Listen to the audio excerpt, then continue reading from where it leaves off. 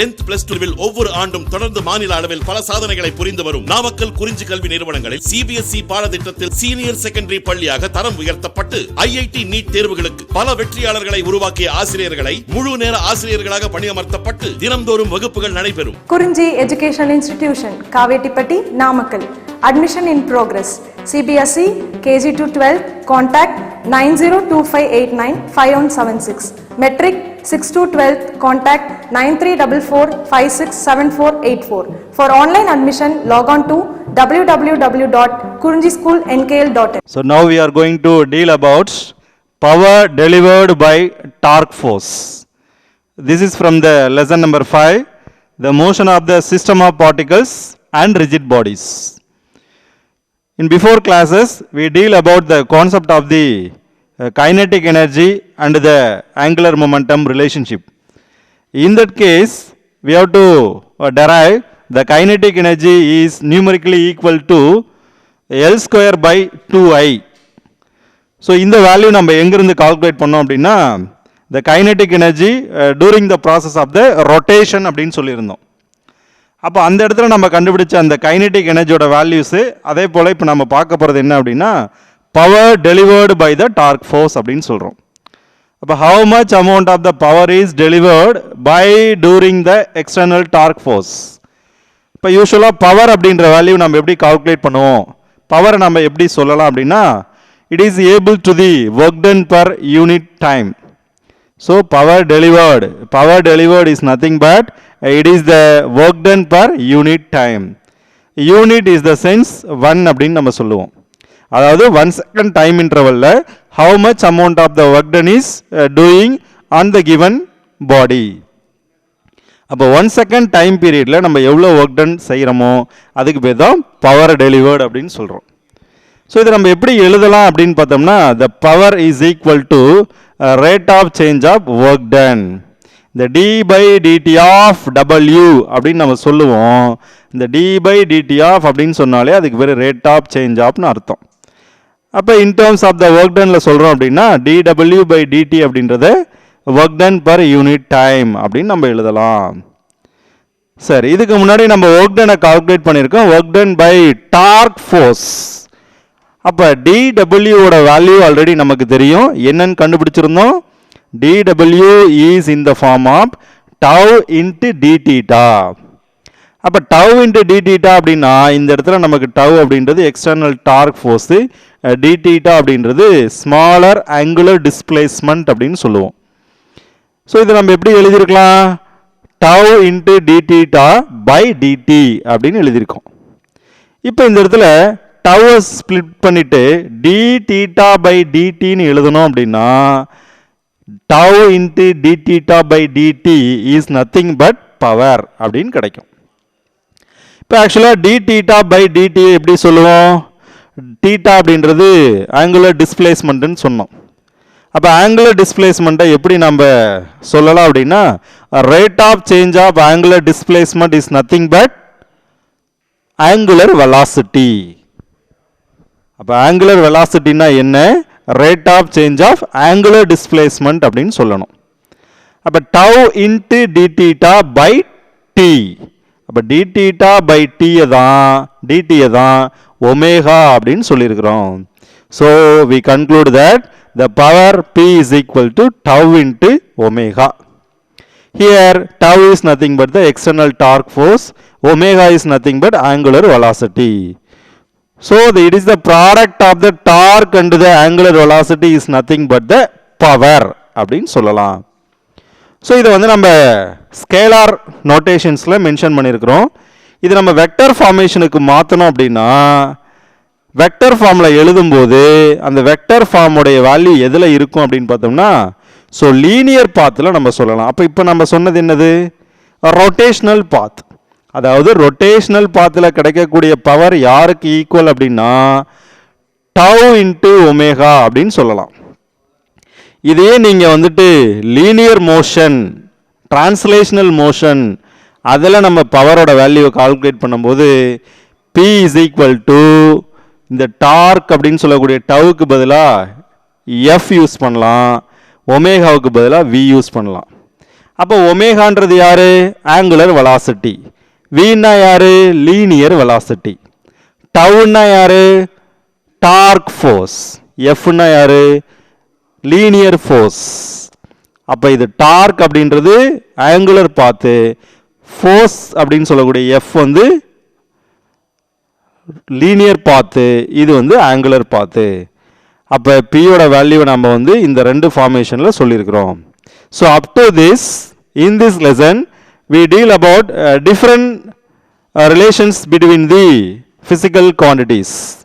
அந்த physical quantities உடைய ரிலேஷன்ஸை தான் நம்ம வந்து இங்கே translational as well as rotational quantitiesஸாக யூஸ் பண்ணிட்டு அதை கம்பேர் பண்ணலாம்.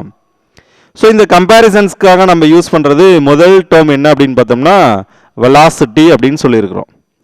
அப்போ இந்த இடத்துல v அப்படின்றது யாரு? லீனியர் வெலாசிட்டி அப்படின்னு படிக்கலாம். Linear velocity is nothing but rate of change of displacement அப்படின்னு சொல்லுவோம். இது நம்ம ஈவன் தோ செகண்ட் லெசன்லேருந்து கூட படிச்சிருக்கிறோம். v equal to dx by dt அப்படின்னு சொல்லுவோம். அப்போ இங்கே லீனியர் வெலாசிட்டி அப்படின்னு சொன்னால் கரஸ்பாண்டிங்காக இந்த இடத்துல ஆங்குலர் வெலாசிட்டின்னு சொல்லுவோம். அப்போ ஆங்குலர் வெலாசிட்டி எப்படி எழுதலாம் அப்படின்னா omega equal to d theta by டிடின்னு எழுதலாம். அப்போ omega is the angular velocity. So d theta by dt is nothing but rate of change of angular displacement அப்படின்னு அர்த்தம். அப்போ x is the linear displacement and theta is the angular displacement அப்படின்னு சொல்லணும். அதே போல் வெலாசிட்டியிலேருந்து ஆக்சலரேஷனுக்கு move பண்ணோம் அப்படின்னா A is the linear acceleration. It is equal to rate of change of linear velocity. Alpha is the angular acceleration. It is equal to rate of change of angular velocity. அப்போ linear வெலாசிட்டியால் கிடைக்கக்கூடிய சேஞ்சஸ்க்கு பேர் linear acceleration. ஆங்குலர் வெலாசிட்டியான சேஞ்சஸ்க்கு பேர் angular acceleration. So அடுத்து பார்க்க போகிறது force. Already we know that Newton's உடைய செகண்ட் லாவிலேருந்து நம்ம டெரைவ் பண்ணுறது தான் F equal to ma. The product of the mass and acceleration is nothing but force as well as the product of the moment of inertia and angular acceleration is nothing but torque. அதாவது எஃப்னு சொல்லக்கூடிய value லீனியரில் இருந்தால் டவுன்னு சொல்லக்கூடிய value ஆங்குலரில் சொல்லணும். அப்போ எஃப்க்கு equal tau, எம்முக்கு ஈக்குவல் ஐ, ஏவுக்கு ஈக்குவல் ஆல்ஃபா. அப்போ m is the mass in linear motion, I is the moment of inertia in angular motion. So m and I are equal means we have to consider both are numerically equal as well as the linear acceleration and the angular acceleration. And simultaneously we can call about momentum. This is nothing but the linear momentum. In linear momentum we know that the expression product of the mass and velocity. அப்போ m and v is equal to p. இதுக்கு பதிலாக ஆங்குலருக்கு மாற்றணும் அப்படின்னா p is replaced by l, l is equal to m is replaced by I, v is replaced by omega. அப்போ இந்த இடத்துல m அப்படின்றது மாசு, I அப்படின்றது மொமெண்ட் ஆஃப் இனர்ஷியா. அப்போ லீனியர் மொமெண்டமுக்கும் ஆங்குலர் மொமெண்டமுக்கும் நம்ம கம்பேரிசன் எடுத்தோம் அப்படின்னா product of the mass and velocity is nothing but linear momentum. Product of the moment of inertia and angular velocity is nothing but angular momentum அப்படின்னு சொல்லலாம். அதே போல் fifth one பார்த்தோம் அப்படின்னா delta p is equal to F into delta t. Delta பின்றது change in மொமெண்டம்னு சொல்லுவோம். Change in momentum is equal to force into change in time. அப்போ இந்த வேல்யூ யாருக்கு ஈக்குவலாக இருக்கும் அப்படின்னா it is equivalent to impulse அப்படின்னு சொல்லலாம். அப்போ இம்பல்ஸ் அப்படின்ற வேல்யூவை ஃபோர்ஸ் இன்ட்டு டைம்னு சொல்லுவோம். அந்த ஃபோர்ஸ் இன்ட்டு டைம் யாரோடைய சேஞ்சஸ்னு கேட்டால் சேஞ்ச் இன் மொமெண்டத்தோட நியூமரிக்கல் வேல்யூக்கு ஈக்குவலாக இருக்கும். அதே போல் ஆங்குலர் மொமெண்டம்க்கு நம்ம சொல்லும்போது del L is equal to எஃப்க்கு பதிலாக tau del t as it is. அதே போல் சிக்ஸ்த் ஒன் பார்த்தோம்னா work done. Work done is nothing but force into displacement correspondingly in angular path. Work done is nothing but torque into angular displacement. இங்கே linear displacement, இது angular displacement. அதே போல் seventh ஒன்ல பார்த்தோன்னா kinetic energy நமக்கு எல்லா இடத்துலையும் use பண்ணக்கூடியதான், இது நமக்கு தெரியும். Kinetic energy equal to ½ mv square 1/2 mv square அப்படின்னு சொல்லுவோம். ஆல்ரெடி நம்ம ரிலேஷனில் படிச்சிருக்கிறோம். எம்மோட வேல்யூ யாருக்கு ஈக்குவல்? ஐக்கு ஈக்குவல். வியோட வேல்யூ ஒமேகாவுக்கு ஈக்குவல்னு சொல்லுவோம். எங்கே? லீனியருக்கும் ஆங்குலருக்கும். அதே போல் பவர், இந்த டாபிக் நம்ம ஸ்டார்ட் பண்ணும் போதே பவரை டிஸ்கஸ் பண்ணிட்டு தான் மூவ் பண்ணோம். P is equal to FV, then P is equal to tau into P is equal to tau into omega அப்படின்னு சொல்லுவோம். சரி, இப்போ இது வரைக்கும் நம்ம பார்த்தது என்னென்னா comparisons of the translational and rotational குவான்டிட்டிஸை பற்றி பேசணும். ஸோ அந்த டிரான்ஸ்லேஷனல் ரொட்டேஷனல் குவான்டிட்டிஸில் யூஸ் பண்ணக்கூடிய ஒவ்வொரு ஃபிசிக்கல் டேர்ம்ஸுக்கும் இண்டிவிஜுவல் யூனிட்ஸ் இருக்குது. அது வந்து நம்ம என்ன பண்ணிடலாம், ஒவ்வொரு இடத்துலையும் கம்பேரிசன்ஸ்க்காக நம்ம யூஸ் பண்ணிக்கலாம். சரி, நெக்ஸ்ட் நம்ம பார்க்க போகிறது என்னென்னா ரோலிங் மோஷன். ஸோ ரோலிங் அப்படின்னு சொன்னாலே நமக்கு தெரியும். Just keep in mind, let us consider a circular path. இப்போ சர்க்குலர் பாத்தில் நம்ம எடுத்துக்கிட்டோம் அப்படின்னா, அந்த சர்க்குலர் பாத்தை ஃபார் எக்ஸாம்பிள் ஒரு பிளேட் இருக்குது. நம்ம ஈட்டிங்காக யூஸ் பண்ணக்கூடிய பிளேட்டே பார்த்தோன்னா ஒரு சர்க்குலர் நேச்சர் ஆஃப் த பாத்து தான். ஈவன் தோ அதில் ஃப்ரீலி ஸ்பேஸ்டாக இல்லாமல் fully occupied by the material அப்படின்னு சொல்கிறதுனால it will be call it as a disc அப்படின்னு படிக்கலாம். என்ன சொல்லலாம் அப்படின்னா டிஸ்க் அப்படின்னு சொல்கிறோம். அந்த டிஸ்க் அப்படின்றது தான் இந்த இடத்துல நம்ம யூஸ் பண்ணுறோம். பாருங்கள், let us consider a point P on the edge of the disc. அதாவது ஒரு டிஸ்க் எடுத்திருக்கோம், அந்த டிஸ்குடைய எட்ஜஸில் ஒரு பாயிண்ட்டை கன்சிடர் பண்ணுறோம். அந்த பாயிண்ட்டுக்கு பேர் P அப்படின்னு பேர் கொடுக்குறோம். அந்த P அப்படின்னு சொல்லக்கூடிய அந்த பாயிண்ட் எங்கே கன்சிடர் பண்ணியிருக்கிறோன்னா டிஸ்குடைய எட்ஜஸில். இப்போ நம்ம சைக்கிளோட வீல் இருக்குது. அந்த வீல் பார்த்தோம்னா பார்க்குறதுக்கு நமக்கு எப்படி இருக்கும், ஒரு சர்க்குலர் நேச்சர் ஆஃப் த பாத்து தான். அந்த சைக்கிள் வீலுடைய அவுட்டர் பாத் ஃபோக்ஸ் அப்படின்னு சொல்லக்கூடிய அந்த அயன் ராட்ஸால் கவர் பண்ணிவிட்டு சென்டர் பாயிண்ட்லேருந்து ஃபிளேஸ் பண்ணியிருப்பாங்க. அப்போ அதை பார்க்குறதுக்கு ஒரு சர்க்குலர் நேச்சர் அப்படின்னா அதுக்கு மேலே நம்ம டயர் என்வலப் பண்ணியிருப்போம். அதை நம்ம மூவ் பண்ணுறோம் அப்படின்னா ஒரு இடத்துலேருந்து இன்னொரு இடத்துக்கு அது என்னவாகும், ட்ராவல் ஆகும். அந்த ட்ராவலிங் நேச்சரில் நம்ம அவுட்டர் பாத்தை தான் நம்ம கன்சிடர் பண்ண போகிறோம். இங்கே பாருங்கள், இந்த ஃபஸ்ட்டு டயக்ராமை ஜஸ்ட்டு ஒரு ரிம் அப்படின்னு சொல்லக்கூடிய ஒரு பாத்தாக கன்சிடர் பண்ணிங்க, ஒரு டிஸ்க்கு. அப்போ இந்த டிஸ்கோடைய அவுட்டர் பாயிண்ட் அப்படின்றது எங்கன்னா இந்த இடத்துல பாருங்கள், ஃபஸ்ட்டு இந்த பாயிண்டில் நம்ம கன்சிடர் பண்ணலாம். ஸோ இந்த ஹரிசாண்டல் லைன் அப்படின்றது தான் சர்ஃபேஸ் ஆஃப் த ரோடாக நீங்கள் ட்ரீட் பண்ணணும். அப்போ இதை சர்ஃபேஸ் ஆஃப் த ரோடாக நம்ம கன்சிடர் பண்ணிக்கிட்டோம் அப்படின்னா, சர்ஃபேஸ் ஆஃப் த ரோடில் ஒரு சைக்கிள் வீலை நாம் மூவ் பண்ணுறோம். அப்படி மூவ் பண்ணும்போது இந்த வீலுடைய ஒரு பாயிண்ட் மட்டும் ஆன் த ரோட் சர்ஃபேஸோட டச்சிங்கில் இருக்குது. அப்போ டச்சிங்கில் இருக்கக்கூடிய இந்த பாயிண்ட் தான் நம்ம மூவ் பண்ண இந்த கிரவுண்ட் பாத்தோலேருந்து வெளியில் போனால் அப்படியே எக்ஸாக்டாக வெர்டிக்கல் பாயிண்ட்டுக்கு மேலே போகும். இது செகண்ட் டயக்ராமில் சொல்லியிருக்கிறோம்.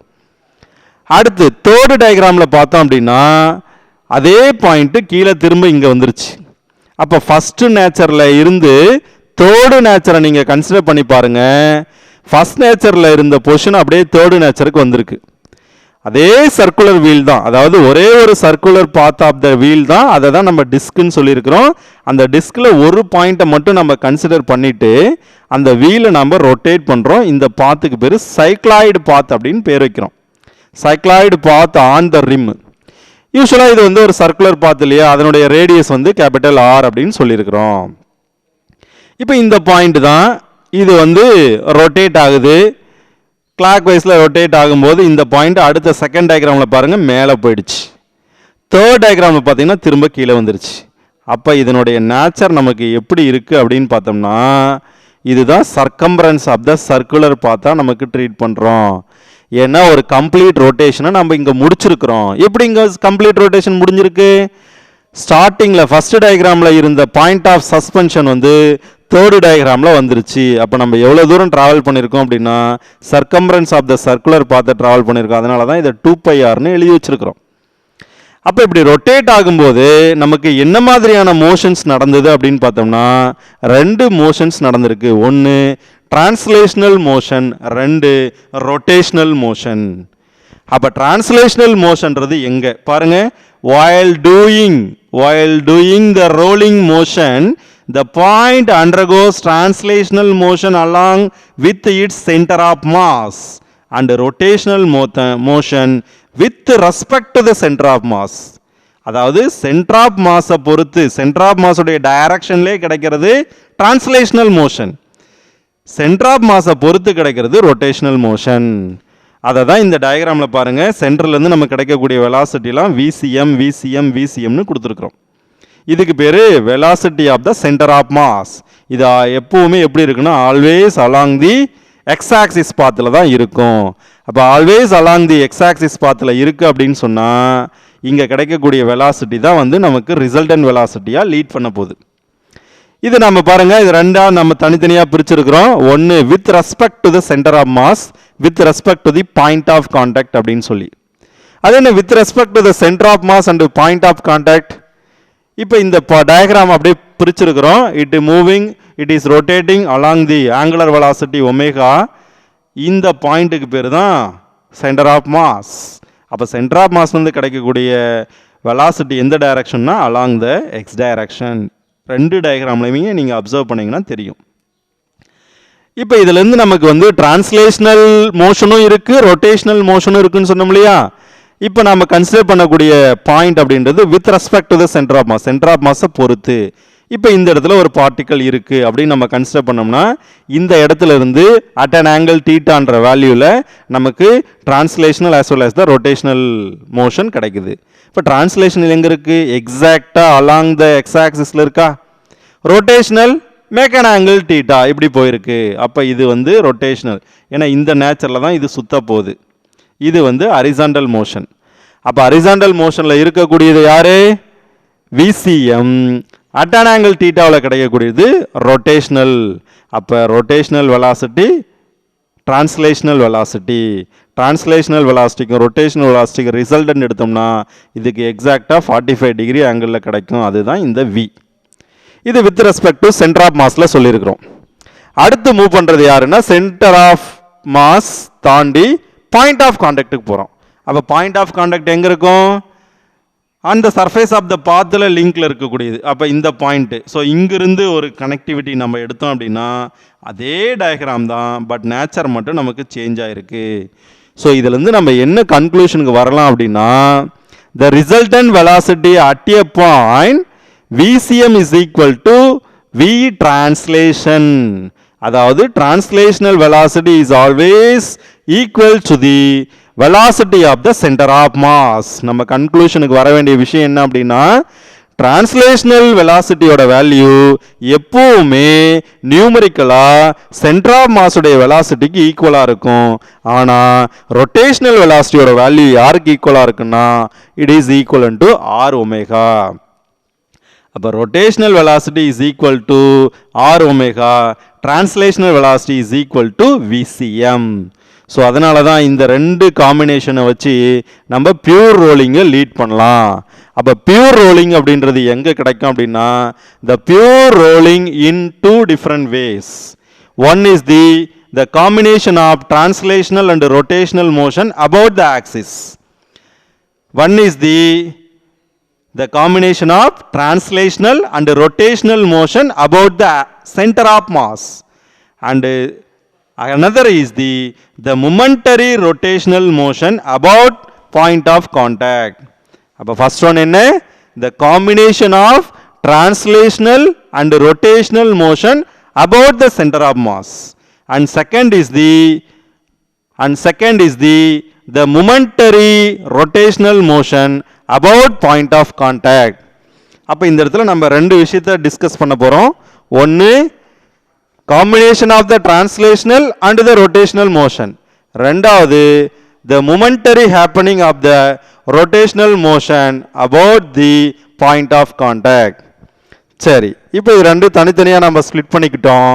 இப்போ கடைசியாக இருக்கக்கூடிய டயக்ராமில் நீங்கள் அப்சர்வ் பண்ணுங்கள், point of contact at rest அப்படின்னு சொல்லியிருக்கிறோம். அதாவது பாயிண்ட் ஆஃப் கான்டாக்ட் ரெஸ்ட்ல இருக்கு. அப்போ ரெஸ்ட்ல இருக்கக்கூடிய பாயிண்ட் ஆஃப் கான்டாக்ட் மேலே நமக்கு டிரான்ஸ்லேஷனல் மோஷனால் கிடைக்கக்கூடிய வெலாசிட்டி என்ன, ரொட்டேஷனல் மோஷனால் கிடைக்கக்கூடிய வெலாசிட்டி என்ன. ஸோ இது ரெண்டையும் கிளப் பண்ணோம்னா பியூர் ரோலிங்குடைய வெலாசிட்டி நமக்கு கிடைச்சிரும். அப்போ பியூர் ரோலிங் அப்படின்றது எப்போ நம்ம சொல்ல முடியும் பாருங்க. ஃபர்ஸ்ட் ஒன் வந்துட்டு டிரான்ஸ்லேஷனல் வெலாசிட்டிக்கு, அப்போ டிரான்ஸ்லேஷனல் வெலாசிட்டியோட வேல்யூ நம்ம எப்படி இங்கே அசியூம் பண்ணுறது? while in the translational motion. அப்போ எல்லாமே எக்ஸ் ஆக்சிஸ்லேயே ட்ராவல் ஆகிருக்கணும். லுக் இயர், நீங்கள் ஒவ்வொரு பாயிண்ட்லேயும் கன்சிடர் பண்ணியிருக்கக்கூடிய அந்த ஏரோ மார்க்ஸ் எல்லாத்தையும் நீங்கள் பாருங்கள், நாலுமே அலாங் த எக்ஸ் ஆக்சிஸில் தான் ட்ராவல் ஆகிருக்கு. அப்போ ட்ராவலிங் நேச்சர் எங்கே இருக்குது? 4 பாயிண்ட்ஸுமே எங்கே தான் இருக்குது? எக்ஸ் ஆக்சிஸ்லேயே தான் இருக்குது. அப்போ all the velocities are aligned in the same direction. இப்போ first point, second, third, fourth, இந்த நாலுலேயுமே டைரக்ஷன் எப்படி இருக்கு? சேமாக தான் இருக்கு. இது வந்து டிரான்ஸ்லேஷனல் மோஷனுக்கு நம்ம எடுக்கலாம். அடுத்த ரொட்டேஷனல் மோஷனுக்கு எடுக்க போகிறோம் அப்படின்னா 4 பாயிண்ட்லையும் பாருங்கள், இது வந்து என்ன பண்ணணும்? ஆக்சுவலி ரொட்டேட் ஆகணும். It should be rotate an angle of theta with an angular velocity omega like that. அப்போ இங்கிருந்து நமக்கு ஒரு வெலாசிட்டி கிடைக்குது. எந்த டைரக்ஷனில்? Downward direction. இது வந்து டுவர்ட்ஸ் லெஃப்ட்வர்ட் டைரக்ஷன், இது அப்போர்ட் டைரக்ஷன், ஃபோர்த் ஒன்று டுவர்ட்ஸ் ரைட்வர்ட். அப்போ இங்கே என்ன நடந்திருக்கு அப்படின்னு பார்த்தோம்னா, இந்த டவுன்வேர்டுக்கு இந்த upward numerically equal, magnitudely equal, but directionally opposite. அப்போ அப்போர்டுக்கும் டவுன்வேர்டும் magnitudely equal but directionally opposite. இங்கே என்ன சார் நடக்கும் அப்படின்னா, இது பாசிட்டிவ் வேல்யூ, இது negative value, they are cancel with each other, தனித்தனியாக எடுக்கும் பட்சத்தில். அதே போல் இதுவும். பட் இங்கே நம்ம என்ன செய்கிறோன்னா, டிரான்ஸ்லேஷனல் மோஷனையும் ரொட்டேஷனல் மோஷனையும் கம்பைன் பண்ணுறோம் அப்படின்னா it leads the pure rolling concept. அப்போ பியூர் ரோலிங் அப்படின்னு சொன்னால் இது ரெண்டுத்தையும் ஆட் பண்ணுறோம். இப்போ ஃபர்ஸ்ட் பாயிண்ட்டை கன்சிடர் பண்ணுங்கள். இது ரெண்டுமே எப்படி இருக்கு? மேலே upward, utmost maximum, top most பாயிண்ட்ல பாருங்க, இந்த ரெண்டு பாயிண்ட்டுமே இந்த ரெண்டு டைரக்ஷனுமே எப்படி இருக்கு? சேமா டிராவல் ஆயிருக்கு. So along the same direction means we have to add it. அதே மாதிரி கீழே பாருங்க, இது ஃபார்வேர்டு, இது பேக்வேர்டு, ஒன்று பாசிட்டிவ் வேல்யூ, இன்னொன்று நெகட்டிவ் வேல்யூ, கண்டிப்பாக 0 ஆகிடும். அப்போ ரிசல்டன்ட் வெலாசிட்டி டவுன்வர்ட் பாயிண்ட்ல 0, upward point la maximum, that is double time of its value. What about left and right? Look here, இந்த ரெண்டு கேஸ்க்கு நம்ம அப்ளை பண்ணோம் அப்படின்னா இது along the x axis, இது பார்த்தீங்கன்னா டவுன்வேர்டு. அப்போ இதுக்கான ரிசல்டன்ட் எடுத்தோம் அப்படின்னா இட் அவுட்வேர்டு. அதான் இங்கே ஏரோ மார்க் எங்கே போகுது? வெளியில் போயிருக்கு. சரியா? அதே இங்கே பார்த்தீங்கன்னா இது வந்து ஃபார்வேர்டு, இது அப்போர்டு, இதனோட ரிசல்டன்ட் இன்வேர்டு. என்ன ரொட்டேஷன் இப்படி தானே இருக்கும். அப்போ கிளாக் வைஸில் தானே சுத்தம். அப்போ கிளாக் வைஸ் ரொட்டேஷனுக்கு இந்த இடத்துல நமக்கு லீடிங் ஆகிறது இந்த பியூர் ரோலிங் கான்செப்ட். இப்போ நம்ம கன்க்ளூஷனுக்கு வந்துடலாம். In pure rolling v is equal to 0. எங்க? Point of contact. அப்போ பாயிண்ட் ஆஃப் கான்டாக்டில் நமக்கு வியோட வேல்யூ என்னவா இருக்குது? 0வா இருக்கு. But translational velocity is forward, but the rotational velocity is backward. அப்போ டிரான்ஸ்லேஷன் வெலாசிட்டி ஃபார்வர்டாகவும் ரொட்டேஷன் வெலாசிட்டி பேக்வர்டாகவும் இருக்கும் பட்சத்தில் the resultant velocity v is equal to v trans minus v rotation equal to 0. ஏன்னா ஒன்று பாசிட்டிவ் ஒன்று நெகட்டிவ், அதனால் என்ன ஆகிடும்? They are cancel with each other. But utmost point, top most பாயிண்டில் பார்த்தீங்கன்னா both are same direction. So ரெண்டுத்தையும் add பண்ணுறோம் அப்படின்னா ரெண்டுமே VCM. So VCM plus VCM become as 2 VCM அப்படின்னு கிடைக்கும்.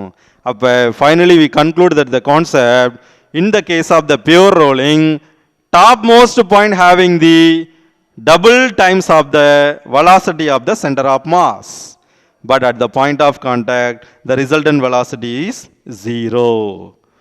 And as well as the left and the right word both are leads the perpendicular path, both are acting perpendicular path.